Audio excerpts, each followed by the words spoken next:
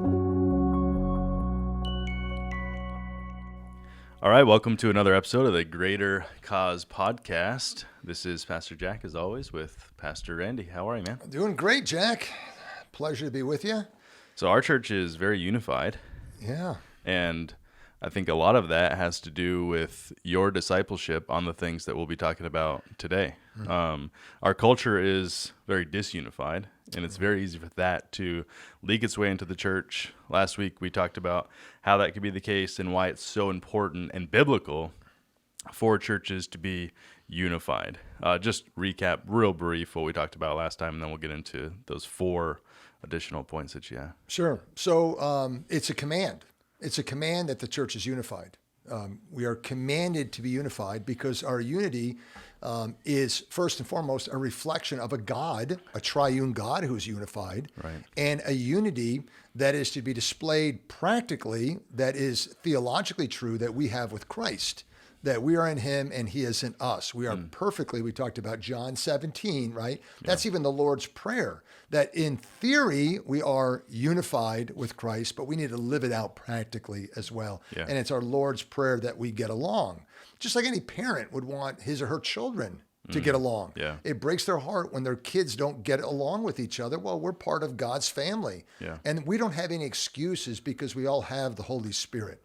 And the Holy Spirit is the spirit of peace, right? The Holy Spirit gives, as we talked about last time, the fruit. The fruit of the Spirit is love, right? Those are all the reasons. So God has made us unified.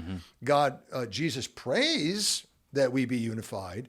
And all the tools are in place because of the Holy Spirit Yeah. to be unified. And I can even go further and say, let's just be realistic here. We want to be unified. And it's a good point that or illustration that you brought up, because when your kids are getting along and they're behaving, who gets the credit, right? Oh, they yeah, get a little bit of absolutely. the credit. Hey, the kids are Absolutely. great, but wow, your Sure. parenting is And must that's be what you'll see. spectacular. Your kids get along so well. You guys are doing a great job as parents. Yeah. And so And when when the we're church not is getting unified, along, yeah, it's a bad reflection on God. And that's what Jesus said, that the world Right. might know that you sent me. Yeah. That they have a good gospel outreach. Right. Because let's just be realistic here. I mean, the world is, as you said earlier, extremely divided. If they see the church divided, will difference they are really you? care about our message Exactly. then? Yeah. We're showing them something that they should desire. And that's what we Christ should said. desire it. Yeah. If we have the peace of Christ in our hearts, I want to come to church and be at peace. I don't want somebody yelling at me as I'm pulling out of the parking lot. Right, You know? right. I want the church to get along. I want relationships to be reconciled. And that's one of the main reasons for our unity, Christ said, is our evangelistic Absolutely. outreach. And so he said the basis of that is a common goal, which is the gospel lived out in a common way, which is gospel-centered living. Absolutely. So what are some other ways that we can contribute to the unity of our church? Yeah. So last time we were together, we talked about one, which is the gospel itself. That is our common goal. Right. The goal is the gospel. The goal is to glorify God. The goal is to follow Scripture, glorify God by following Scripture. So if we have one common goal, we will be unified because we're all going in the same direction. And we read all those verses by Paul, same mind, same spirit, same purpose, intent with one mind, going in one direction. Great Commission, And our essentially, goal right? is very simple, that we all want to grow in Christ likeness, and we want to reach the lost that they might come to Christ and grow in Christ likeness as well. So disciples who make disciples, the Great Commission, that is our ultimate purpose. So we will be unified if we keep that purpose in the forefront of our minds, and we will be unified because that's the purpose God will bless. Yeah. If we're just going to be a social club, God doesn't promise to Right. bless that, or a philanthropic organization, or an encounter group, or whatever the case may be. The second one we talked about is not only we must have the gospel as our mission statement, but we must also allow the gospel to work in our hearts to such a way that it produces gospel fruit. And here's where we go back. If we have the Holy Spirit bearing Galatians 5:22-23, love, joy, peace, patience, kindness, goodness, faithfulness, gentleness, and self-control. Well, those are traits that are gospel-centered traits. They we're acting as Christ acts. Right. He's working in us. He's producing Christ-likeness in us, which is what we should have. That will naturally produce a unified environment compared to the satanic traits we talked about, like the bitterness, the jealousy, Yep. the malice, the envy. You're not going to have a lot of unity if those traits are flowing around. Yeah. And that's what's happening in the world. Right. The world, clearly our country, we referred that last week, does not have one common purpose. Mm-hmm. We're totally divided on what the purpose of America is Yep. and what is right and what is wrong. Even on both sides, there's different purposes, Absolutely. right? It's We're all over the map. And So we fractured. clearly are not living it out with gospel-centered traits. Mm-hmm. I mean, lying. I mean, you talk about politicians now. Yeah. You're not going to be unified if you have an environment that's built upon lies. right. Right. So we have a gospel-centered environment, which is Jesus, peace, truth, love, or satanic environment, who is the father of lies, which will breed disunity. Now, it's interesting that you bring that out, because as you think to what crushes a church most, it seems to me that lying is probably the one where a pastor lives a life and he's lying the whole time. He's living a double life. And then when that's found out, the church implodes. Absolutely. And you see how truth and godliness promote unity, and the opposite promotes oftentimes severe destruction. And lying, I think we'd say it even as parents, that's one of the worst sins. Yeah. Your kids can do a lot of things, and they need to be rebuked and addressed and disciplined on those things. Right. But to Julie and I, lying was always one of the worst. Yeah. Because you're violating our trust when you're lying to us. Right. And lying is just, the devil, as I said, is the father of lies. We're emulating the devil. So if we are children of God, we should be reflecting the character of God. Character of God, right. Not the devil, John 8:44, who used to be our father. Yeah. Yeah. That shows transformation. That shows true regeneration. That Right. shows salvation. Yeah. So let's move on. Yeah. What else So contributes? let's go 4 more today. Yep. So number 3, I'm calling we need to champion diversity. Okay. And for that, I got a great verse that most people don't talk about very often in the church. 1 Corinthians, Jack, chapter 1, verse 10. Paul says, "Now I exhort you, brothers, by the name of our Lord Jesus Christ." Now here it is. We're talking about unity, right? "That you all agree and there be no divisions among you." Do you hear that? You all agree and no divisions among you, that you be made complete in the same mind and in the same judgment. So here's the command, that we all agree, no divisions, same mind, same judgment. Now how do we do that? I mean, there's only 2 ways we can do that. One is we can make, and we talked about this last time, clones of each other that we're always going to agree. We're always going to agree. So, I mean, I'm working on the facial hair. We need to have agreement. You have a nice beard there. You need a little more. We need to have, I'm You grow a way nice behind beard too, you, though. You way grow a nice behind beard you. But we need to agree. In other words, we need to always agree that facial hair is the right way to go. So if we all think facial hair is the right way to go, we all need to grow beards. Yeah. We need to agree. Because if I'm clearly, you have a beard and I don't have a beard, I'm clearly, in my mind, saying the beard is not the way I want to go. You're saying the beard is the way you want to go.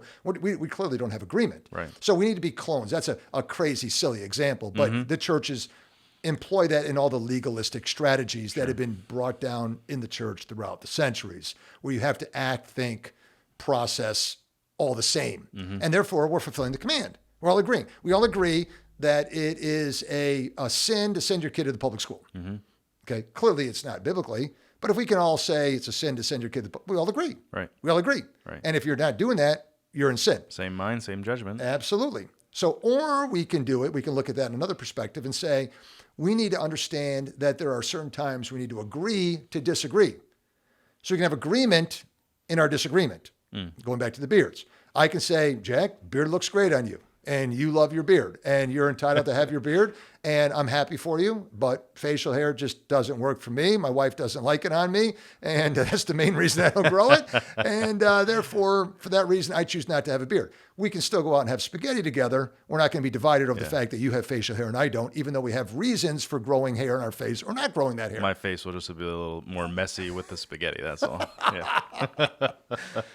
So that's how it works in a church, where right. we realize we're not clones of each other. Yeah. So when we talk about unity, we need to realize it's unity, not uniformity. Okay. And that's what makes a church strong. So, what are the types of diversity that you would celebrate, and types of diversity that you wouldn't celebrate? Yeah, great question. So what we're going to do is we're going to celebrate the fact that we're all intent on seeing people get saved. Okay. We're intent on seeing saved people get baptized. We're intent upon getting together and worshiping the Lord. And we're going to do that through singing and through the Lord's table and through the preaching of God's word. We desire to have fellowship with each other. We desire our conversations to be uplifting without lying, without profanity, but rather kind and gentle and pure in our conduct with each other. We desire to have marriages between one man and one woman in our relationships that are strong and until death do us part. You see, we don't compromise those things. Right. That's where our unity is found, because those are found clearly. Everything I said, I can give you a chapter and verse for. No diversity that's celebrated within those things. No, because You can worship God. I'm just not going to worship God. Yeah, We're going to be unified. That's we're not going to be gonna unified fly. if we can't agree on those things. That's where our unity is found, Right. in the gospel. Yeah. I'm boiling it I'm giving you a bunch of things, but really, it's all boiled down to the gospel, and it's all boiled down to what is in this book. And it sounds Holy like Word the diversity that we're going to celebrate are a few different kinds, right? The intrinsic diversity, which are things that you can't change: your skin color, the way that you look, where you come from, your background, some of these kind of things. And that's important too. Yeah, I'm glad you brought that up, because it's Yeah. not just the beliefs, which I mentioned, but also your ethnicity, Yeah. your skin color. Right. And that's what can make the church strong, where we have all different ethnicities. The world, again, hasn't figured that one out, how to get them all together. We can get them all together, and we can love each other, and we can cooperate together, and we can be one mind going in one mission and have great fellowship, because we understand the theology behind skin color. And there's a little bit, those are, I think, a little easier because not all of those people think the same, right? And that's the lie, that all black people think the same, all white people think the same, all Hispanic people think the same, but they don't. And so that is essentially recognizing God's creativity, Absolutely. right? To make people different in color, to make people different looking. I think the difficulty is, how do you have unity within a diversity of thought? Yeah. Right. So what types of thought are you going to promote diversity in? Yeah, and that's where we come back to the gospel-centered biblical thought. I think another good way to look at it is the metaphors that God has given to the church that describe what the church is, and there's quite a few of them. But one is a body, and we think of our body; it's clearly diverse. Yeah. Thousands of body parts have to work in order for the body to function well. But all the body parts are underneath this submission of the brain. Right. You chop the head off and the body dies. So in the same way, the Lord is the head, right? The body part of the church, and we're all different. Therefore, we respect the body parts. I might not thank God every day for my liver, but if my liver was just taken out of my body, I'm in a lot of trouble.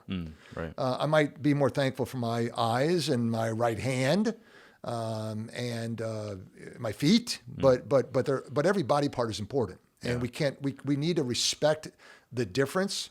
There's a distinction between the body parts, which needs to be honored, but they're all necessary, they're all important, and they have to all work together for the body to function, not in competition, but work together.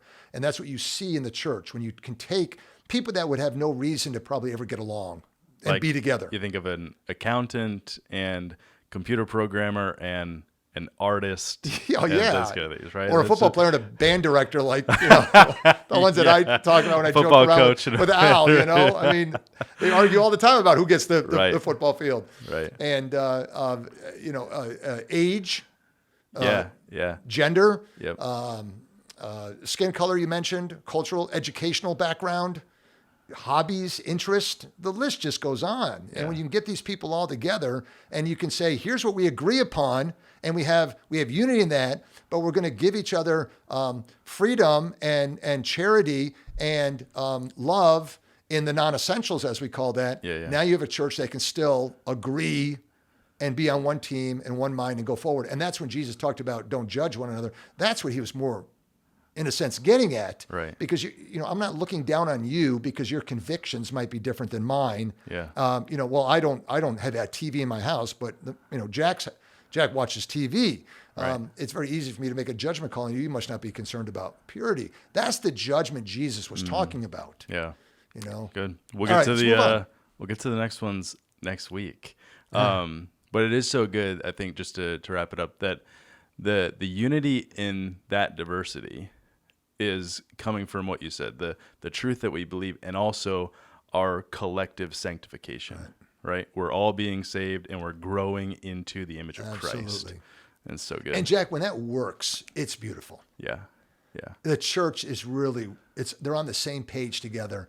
And when that happens, it is such a beautiful, and I think we really experienced that here at Grace. Yeah. Such a beautiful environment to be a part of. Right. And to come to church, look forward to church, and to know that you will be built up, you will be accepted here, you will be loved here, Yep. and that you can talk to people, unlike talking to people in the world, that will agree with you on these core essentials. Yeah. And that's what we're doing. We're focusing on the gospel. That's going to keep us unified, and that will glorify God. Yeah.